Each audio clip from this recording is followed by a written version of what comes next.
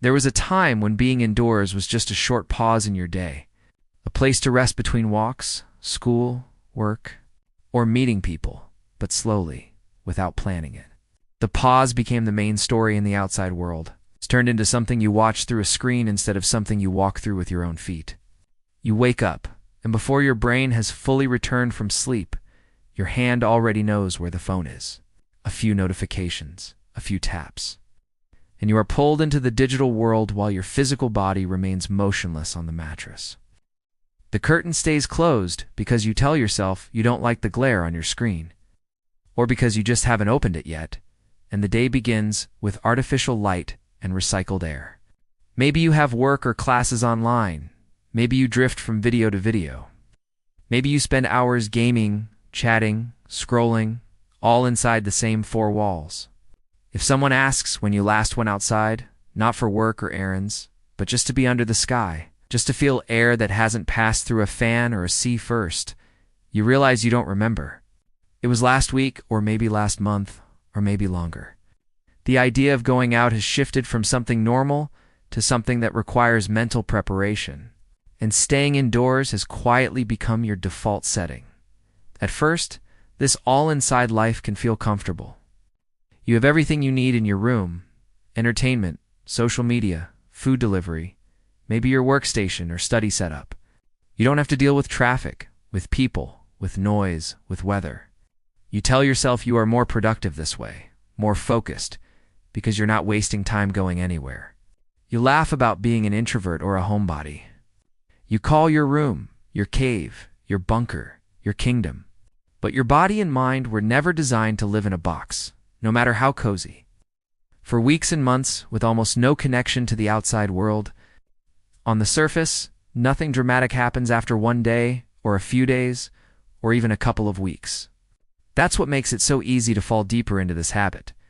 The price of always being indoors is not paid all at once. It shows up quietly in small, scattered ways, till one day you look at yourself and realize you don't feel like the same person anymore. You might notice the first signs in your energy. Even though you are resting more, moving less, and avoiding the effort of going out, you feel strangely tired. It's a heavy, dull kind of tiredness that sleep doesn't fully fix. Your body is technically safe and still, but it's not being challenged or refreshed. You spend long hours sitting or lying down, and your muscles start to forget what it feels like to be used. Your back aches after sitting for hours in the same position. Your neck becomes stiff from always bending toward the screen. Your legs feel weak or numb when you finally stand up after a binge-watching session. The walk from your bed to the kitchen is the longest distance your feet know on most days. Step by step, your stamina shrinks. Things that used to be effortless, like climbing stairs or walking a few blocks, now leave you a little breathless. You call yourself lazy, but really, your body is simply reacting to the training you are giving it. It's being trained for stillness. Not for life? Then there is your skin, your eyes. The small signs in the mirror that tell the story of living under artificial light. When you never go outside or rarely feel the sun, your skin often takes on a paler or duller look. There is no change in seasons on your face, no glow from fresh air and movement, just the constant light of screens and bulbs. Dark circles under your eyes become permanent instead of temporary. Your sleep schedule may begin to drift because you are no longer anchored by natural daylight. You stay up later and later, your room lit, not by sunset and sunrise, but by the on and off of your monitor. You might lose track of time completely on some nights, gaming or scrolling until you notice the sky outside has already gone from black to gray. Your eyes become dry and strained from staring at close-up screens for hours. You blink less often without realizing it. You rub your eyes, get headaches, blame your glasses or your blue light filter. But the real issue is that your eyes almost never get a break to look at something far away, to relax their focus on distant things like trees, buildings, or clouds. Your mood starts changing too, in ways that are easy to blame on everything except your environment. People often forget how deeply connected mental health is to basic physical factors like light, movement, and human contact. When you live mostly indoors, especially in dim or artificial light, your brain misses regular exposure to natural light patterns that help regulate your internal clock and your chemistry. Daylight doesn't just help you see. It helps your brain know when to be alert and when to wind down. Without enough of it, your wake and sleep cycle can become messy. You might feel groggy in the morning, wide awake late at night, and sluggish in the afternoon. That constant feeling of being out of sync with the day can easily turn into irritability or low mood. On top of that, if you rarely see other people face to face, your mind slowly forgets what it feels like to be part of real physical human interactions. Messages and comments online are not the same as hearing a voice, seeing a smile, or sharing space with someone else. You may begin to feel lonely even if you are technically talking to people all day. It's through your phone or computer. This loneliness can sneak up on you. At first, you might enjoy the peace of not having to deal with social obligations. You avoid awkward small talk. You don't have to dress up or worry about how you look. But as time goes on, your circle of real-life contact shrinks. Invites to go out start to come less often because you always say no. Family members knock less on your door. Friends assume you are busy or not interested. The world outside keeps moving, but you are watching it from behind glass, like a spectator instead of a participant. You see people walking, laughing, running errands, playing in parks, and a quiet voice inside you whispers that you are being left behind. You might try to silence that voice by diving deeper into online escapes. More shows, more games, more endless feeds. But when everything's quiet at night, the feeling returns. It's a strange mix of feeling both safe and stuck at the same time. Your body also misses contact with nature in ways that are hard to describe until you experience it again. There's a difference between standing next to a window and actually feeling sunlight on your skin. Wind on your face, the ground under your feet. When you don't go outside, you miss the tiny invisible signals that your senses are designed to receive. The smell of air after rain, the sound of leaves, the sense of space when you look at the sky instead of a ceiling. Without these, life becomes flat. Every day feels like a slightly modified copy of the last. Same walls, same chair, same screen, different content. Even your memories begin to blur because there are no distinct locations, no sense of movement to separate one day from another. You look back on the last few months, and it feels like one long marathon indoors, broken only by which show you watched or which game you played. Physically, staying indoors all the time can limit your exposure to fresh air. Even if your room is clean, air that is trapped and recycled can feel heavy. Dust builds up on surfaces, sometimes on fans and vents, and you breathe it in every day. If you forget to open windows, air circulation becomes poor. You might wake up with a stuffy nose or a dry throat and think you were just catching small colds over and over, when in reality your body is complaining about the environment it's stuck in. For some people, limited sunlight and poor air quality can also mean weaker defenses over time. You may find yourself feeling more tired, slower to recover from illnesses, or just never fully fresh. Another thing that changes when you never go outside is your sense of scale, both physically and emotionally. Indoors, everything is close. Walls, furniture, screens, objects. Your world shrinks to things you can reach without taking many steps. Problems inside that small world can start to feel bigger than they really are because there's nothing to compare them to. A message not replied to, a comment that annoyed you, a small failure at work or school, a bad game, a slow Wi-Fi day. These things can dominate your thoughts when there is no walk to clear your head. No sky to remind you that the world is larger than this moment. A short walk outside has the power to show you other lives, other faces, other realities. Without that, your mind sits with the same worries in the same room. Spinning them into larger shapes, relationships with your own body can become strangely distant when you live entirely indoors.